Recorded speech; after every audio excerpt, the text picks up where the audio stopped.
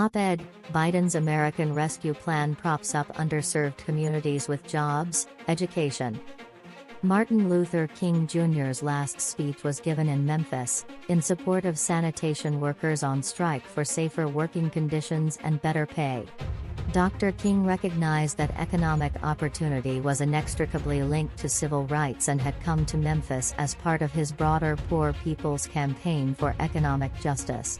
His approach was rooted in a belief that ending racial inequality was impossible without economic equity and that racism holds back economic growth for everyone.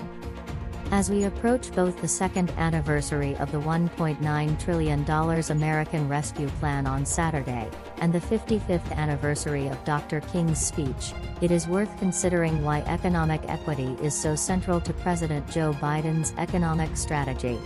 It is part of an economic agenda that Treasury Secretary Janet Yellen has called modern supply-side economics, expanding our nation's economic capacity by investing in its human capital, labor supply, public infrastructure, and sustainability, especially in underserved communities.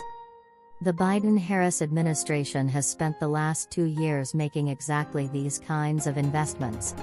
The historic gains our economy has made over the last 2 years lend support to our economic strategy of unlocking the unrealized potential of marginalized Americans to build an economy that works for everyone. When President Biden took office, our country faced its greatest economic challenge in generations.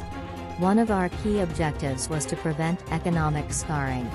That's the long-term, permanent economic damage from shocks like job loss or eviction that prevents people and households fully getting back on their feet. It also ultimately holds back overall growth as those affected are prevented from reaching their potential. This started with policies like the Advanced Child Tax Credit, which under the Rescue Plan offered monthly payments to families and helped lift 3.5 million children out of poverty. In addition, actions to prevent evictions such as the Emergency Rental Assistance Program, which provides rental payment support to families at risk of eviction, contributed to the prevention of more than 1.3 million evictions during the pandemic. Last year, I met a woman named Diamond who lost her job due to the pandemic, and nearly lost her home. But instead, federal eviction prevention funds kept a roof over her head, allowed her to enroll in training for a new career, and helped keep her daughter in the same school. This assistance did more than prevent the worst-case outcome, it helped unlock new opportunity for Diamond and her daughter. Expanding our labor force is another area where efforts to support communities of color and other, underserved communities is helping to unleash economic gains for all Americans. Today, employers across numerous industries report that they are struggling with a labor shortage. We have already made great strides to bring more workers into the labor force.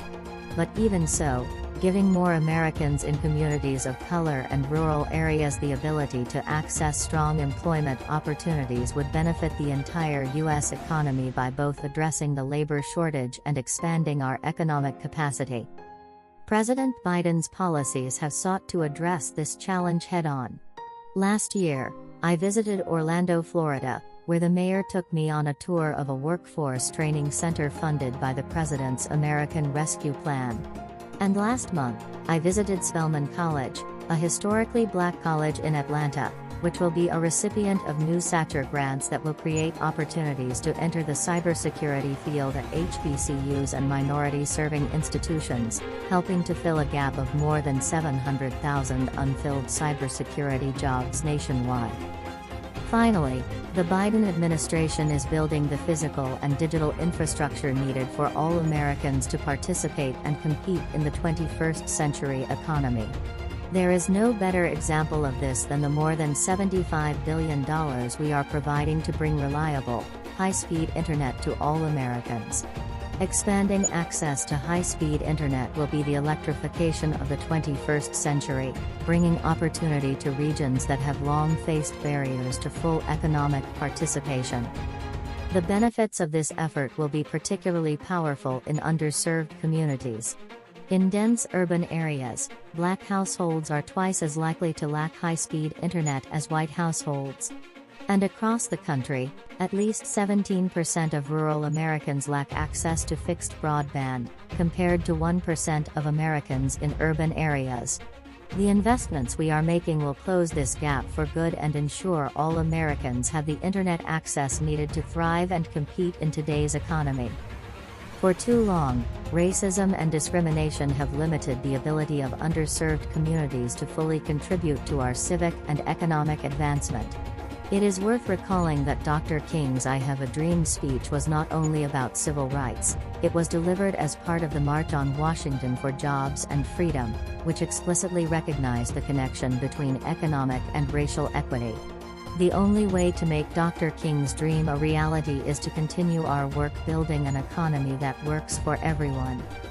That's today's latest news. Don't forget to subscribe, like, and comment so that this channel can continue to exist. Thank you for listening to the end, and I hope it's useful.